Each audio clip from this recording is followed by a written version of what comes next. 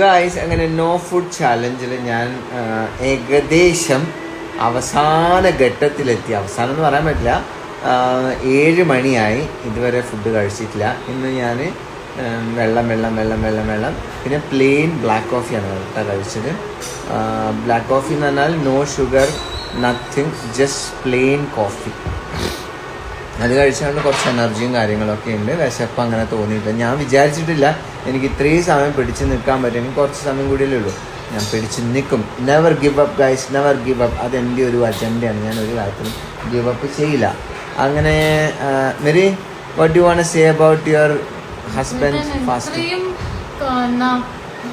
പിടിച്ചു നിൽക്കുന്നു ഞാൻ വിചാരിച്ചില്ല. ഞാൻ വിചാരിച്ചു ഞാൻ വൈകുന്നേരം എടുത്തോണ്ട് ഓടേണ്ടി വരും. പക്ഷേ യു ആർ വെരി സ്ട്രോങ് കേട്ടോ.